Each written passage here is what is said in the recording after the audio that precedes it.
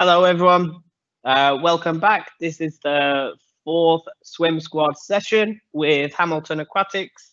My name is Rob, and I'm joined here today with Coach Davor.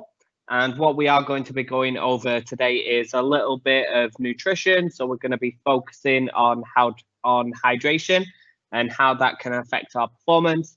And then Coach Davor is going to take you through a HIIT session, which is a high intensity interval training, which is really, really good for our fitness. So I'm going to go through our hydration first. Okay. Why is hydration important? Hydration is really important because 60% of your body, 75% of your muscles is made up of water. So if you didn't have that water there in your muscles, you wouldn't be able to use them. Even when you are swimming, especially when you are doing other activities as well, you lose a lot of water, you lose a lot of salts and sodium through sweating. And yes, that still happens when you're in water. Okay, the reason that you sweat is because that helps control your body temperature. Your sweat cools your body down and stops it from overheating. So symptoms of dehydration, we've got cramps. So what cramp is when the lactic acid fills up your muscles, it causes it to tighten and pretty much shut down. So you're not able to use that muscle. It's not the same as pulling a muscle. It's not the same as getting a little bit of an overstretch. Cramp is when it fully tightens, which is really, really painful. That's caused by dehydration. Fatigue. So fatigue is when you have overworked or overused a muscle. That happens a lot quicker when you're dehydrated. Sluggishness. So I'm sure all of you have experienced at one point or another where you want to try your hardest, you want to perform your best, but you just don't feel great. You just don't feel like you can get the best out of yourself. That can be down to dehydration. It's a really common symptom when people don't feel great or don't feel they can perform their best. Headaches, I'm sure we've all experienced this one as well. You don't have to be very dehydrated or severely dehydrated to get a headache. It's one of the first symptoms. A loss of appetite. So this is normally when it's a little bit further on being dehydrated. You don't feel like eating. You feel like going straight to bed, and you want to nap or you want to sleep, where you lose your appetite and you just lose all your energy. That's caused by dehydration, and that can really take a lot of your energy out of you. Excessively hot and nauseated. I've experienced this one a few times, especially in Dubai, where we live in a really warm climate. So when we live in this warm place, we lose water through perspiration a lot quicker than other places in the world. So we do have to compensate for that. We do have to drink more. We do have to think about how we're replacing our fluids and how often. So this is how you can make a hypertonic drink. So there's 3 different kinds of sports drinks. There's a hypertonic drink, there's isotonic, and there's hypertonic as well. 3 slightly different ones. And basically what they do is they help you retain water in your body a lot better. If you just had water, that flushes through your system really quickly, and your body will get rid of it even when you do want to retain some of it. So you can become dehydrated even though you're drinking enough water. If you had a hypotonic, hypertonic, or isotonic drink, that would help you retain a lot more water but also it helps you retain your body salts and your sodium as well. If you lose any one of them, the fluid, sodium, or salt, if you lose any one of them, that can cause your body to go into dehydration. It can cause you you're a lot more likely to become ill, get heat exhaustion, or any of them things that we spoke about before. When I'm doing sport, when I'm exercising, when I'm out on my bike or running, when I'm swimming, or even when I'm coaching, because I'm in a warm climate, I always have one bottle of water, and then I always have one bottle of water, but with an electrolyte in it. So this electrolyte, I'm sure you've all seen these tablets that just dissolve in your drink. This is an isotonic one, so that has a lot of salt, has a lot of sodium, so I retain my water better. If you ever see like tennis players when they're having their breaks, they will always have one water and one sports drink as well. When you team them together, that keeps you more hydrated. It makes sure your performance can be better. And yeah, it just keeps your body a lot healthier. So this picture he's called Ross Clark. He's another coach for Hamilton Aquatics. In this picture, he's on a training camp. He's from Scotland, so he's not from a particularly warm country. Went on a training camp when he was a swimmer, training for the Commonwealth Games. And what they decided to do on this training camp was they weighed them as soon as they woke up. They weighed the amount and weight of any fluid that they drank, and they weighed them after a swimming session, a training session as well.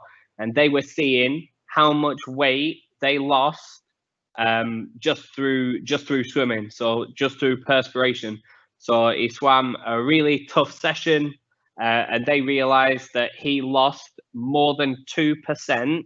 Even with him drinking a lot of water, they realized that he lost more than 2% of his body weight.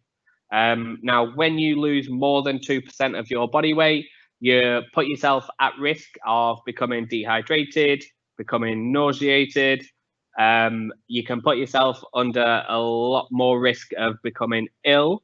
What he will have definitely been feeling at that time was a bit of a loss of appetite. He wouldn't have been able to perform his best just because he didn't drink enough or get enough fluid in. So yeah, that 2%, you never want to lose that in any one session. Okay, so what we are going to do now, I'm going to pass it over to Coach Davor, who's going to take you through the HIIT session. And if anyone has got any questions at any point about what I've spoke about or what Coach Davor is going to talk about next, please put them in the chat box, and we'll do our best to answer them either during the session or just at the end when we have a few minutes. Okay, so I'll pass over to Coach Davor now.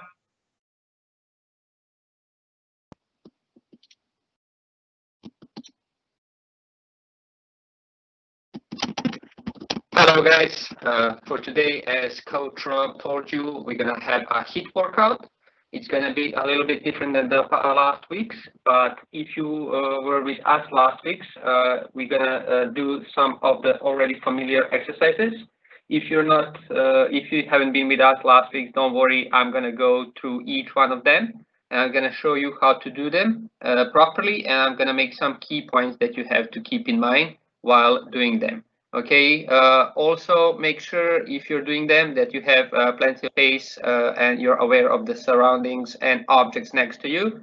And then again, because there are going to be some exercises like jumping, just making sure that you have your trainers on and that you're not jumping on anything slippery on the ground. Okay, because we want to prevent any injuries. So I'll share the presentation with the workouts. There are going to be 2 workouts in each pair. and then we're going to have 6 pairs of exercises that we are going to do for today.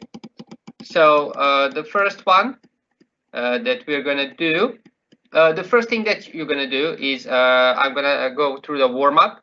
So the basic things that we have when it comes to the warm-up, we have raising our temperature, mobilizing our joints, activate our body, and then the last one are the prime exercises. If you want to know more, I strongly suggest so you can go on Swim England website, and then you can have a better look. And there's a lot of material over there, and lots of exercises explain how to do them properly. So these ones, so warm up like jogging on the spot, high knees, jumping jacks, and kick your bottom are raising the temperatures. You're going to do them roughly 30 seconds with 10 seconds rest in between. Then like some other examples of the mobility, activating your body and prime exercises are seated neck rotations, upper trapezius, double leg glute bridges, sideline clamps, push-ups, and zombie squats. So for today, as I said, it's going to be 6 pairs of exercises. Each pair of the exercises you're going to do for 30 seconds, and they're going to have a 30 seconds rest before you go into the next pair. So the first pair that we have is 4 push-ups and 4 commandos. And then, as I said, you're going to be doing them for 30 seconds. So try to squeeze in as much of them as you can in between, but please, as I'm going to take you through, I'm going to make some key points. Make sure that they are quality ones. Okay, so the first pair are the push-ups and commandos. I think that you already know what are the push-ups, and then later I'm just going to explain commandos, but I'm going to go through both of them. Okay, so the first thing being push-ups, very important. When we do the push-up, our body needs to be completely straight. Okay, so head needs to be in line, because if I'm looking much way up, my head's gonna drop down, which is not good. If I push my head back down, my hips are gonna go up, which is again not good. Okay, so your body needs to be completely straight, and then as you go down, you need to keep that body position. Okay, if you think it's too difficult for you to do them on your toes, you can do them on your knees. Just make sure that your knees are pushed way back. Okay, so as you go down, again, your body is completely straight. When your hands are on the floor, they're going to be shoulder wide, and then your elbows should not go to the side. They should go back next to your body, next to your ribs. Okay, so instead of pushing them to the side, they need to go next to your ribs behind you like this. Okay, so you're going to do 4 push-ups, after which we have 4 commandos. I'm just going to do 1 more push-up so you can see how to do it properly. So shoulder wide, on your toes if you think you can do it, all the way down, as close to the ground as you can, and then push up. Okay, the next thing, we have commandos. It's pretty similar to the push-up, but you're going to be on your hands, and then from here, you're going to drop down onto your elbow, 1, 2, and then you're going to come up again, 1, 2. 1, 2, down on your elbows and forearms, then climbing up and up. Okay, 4 of them. Again, very important, squeeze your core muscles, keeping your body nice and straight. The stronger and straighter your body is, it's much easier to do that. Okay, that was the first pair that you're going to do for 30 seconds, after which you have 30 seconds rest. And then you're going to go to the next pair, which we have mountain climbers and grasshoppers. For the mountain climbers, again, you're going to be in the push-up position, arms and body straight. Then what you're going to need to do is you're going to bring one knee all the way underneath your chest. And then as it goes down, you're going to bring other foot in front. So 1, 2, 3, 4, 5, 6, 7, 8. 8 of them. Again, just making sure that you have your body completely straight, shoulder wide stand with your hands, and then try to bring that knee as much as you can underneath you, and then swap with the other one. The pair with the mountain climbers is going to be grasshopper. This one is a little bit more difficult, but I am sure that you're going to be able to do it. I'm going to show you from two angles, just so you can understand it better. So the grasshopper, what you're going to need to do is bring your knee to the opposite hand, to your forearm. Okay, so your shin needs to touch your forearm of the opposite hand. I'm going to show from this angle as well. So you're going to bring your knee and then touch it, the opposite forearm. 1, 2, 3, and 4. Okay, so the second pair was mountain climbers and grasshoppers. You're going to do 8 mountain climbers, then 4 grasshoppers, and then again try to squeeze as much as you can in those 30 seconds before you go for the next 30 seconds rest. Okay, once again, mountain climbers, 8 of them, and then switching onto the grasshopper, bringing your knee to the opposite forearm. Don't forget to touch it. The third one that we have are squat jumps and 4 knee get-ups. For those who attended previous weeks, you know about the squat jumps. So what you're going to need to do is go down into the squat, and then from here, try with your hands down, and then jump as high as you can. Okay, keep your body straight, nice and controlled on your way down as well. So down and up, 1, 2, 3, and 4. After which we have knee get-ups. So what you're going to do, you're going to be standing, go down, 1 knee, other one, then up, up, 2, down on the knees, then get up, 3, up, and 4, and up. So it's similar like commandos, but this one is for our legs. Okay, again, 30 seconds. Try to squeeze as much as you can. If you can squeeze 2 rounds, it would be great. And then just try to push them up to 3 rounds if you can do it. The fourth pair that we have is high knees and duck jumps. We have 10 high knees and then 3 duck jumps. For the high knees, how you're going to know you're going to do it properly? You're going to bend your arms at 90 degrees, okay? And then put your hands in front of you. You need to touch your hands and your palms with your knees, okay? That's how you know you have those high knees when you do the exercise. If they're not touching the hands, it's not good.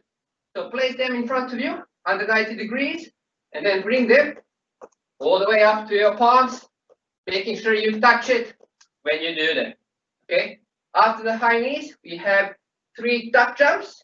We have also covered this one in the previous sessions. So what you're going to do, you're going to bend your knees to 45 degrees, and then you're going to jump up, and you're going to bring your knees all the way up to your chest. You're going to go down, jump, bring your knees up to your chest. Down, jump, bring those knees from this angle as well. Down and up, down and up. Okay, so we have 10 high knees, then into 3 duck jumps. The fifth one, we have 8 bunny hops, and then 2 times head, shoulders, knees, and toes. So for the bunny hops, for this one, be aware of the surroundings, because for the bunny hops, it's like in the picture that you have in the presentation. For this one, we're aiming to go high, but then we are aiming to go further as we can as well. Because if you don't have space, like I don't have, then just try to do the maximum distance, but keeping yourself safe. So you're going to put your hands behind, you're going to bring your knees up to 45 degrees, and then as you jump, you're going to bring your hands up, jump as far as you can, and then as you land, make sure it's nice and controlled on the way down. So squeeze those core muscles, keeping your body straight. I'm going to show you. Bend your knees, up, and then controlled on the way down. Then go back. Once again, jump, controlled on the way down. So as you go down, you can bend your knees again, and then slowly walk back, and then again, up and fly. The pair for this one, we have head, shoulders, knees, and toes touches. It's going to be in the push-up position.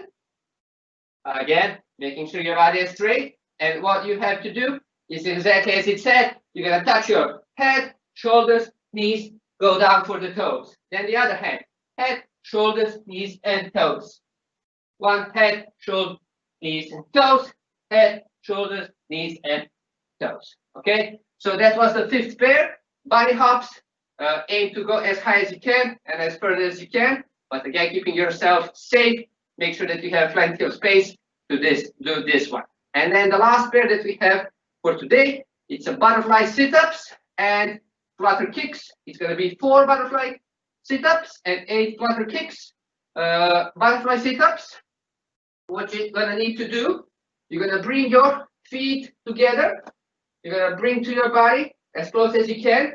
Your knees apart. And then, starting from your back, arms in the streamlined position, you're going to bring yourself up and touch in front of you.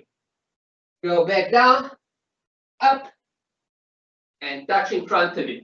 Okay, so feet close together, knees apart, touching every time in front of us when we do it. Okay, I'm going to show from this angle as well. So feet close together, knees apart, starting from your back, up, touch in front, back down, up, touch in front. The next one, we have covered this one as well past few weeks. Flutter kicks. You're going to lay down on your back. You're going to put your hands either behind your bottom or in the streamline above yourself. You're going to bring your legs up. Very important. They need to be completely straight with pointy toes. Then you're going to do alternate kicking, like when you're swimming front crawl or backstroke. Do not touch the floor, so bring them just above the floor. 8 of them. 1, 2, 3, 4, 5, 6, 7, 8. Then into the butterfly position for the butterfly sit-ups. Okay, so 4 of the butterfly sit-ups and then into 8 flutter kicks, making sure your legs are completely straight and off the ground. Do not bring them to way up. So over here, somewhere around 45 degrees. Okay, and then as I said, just make sure you do 30 seconds of each pair and then 30 seconds rest in between, making sure that you try to fit as much as you can in between those 30 seconds, but again, looking for the quality throughout each exercise. Okay, that was for today, exercises for today. If you have any questions, don't feel shy, just put it in our Q&A section, and then me and Coach Rob will reply to them if you have any questions.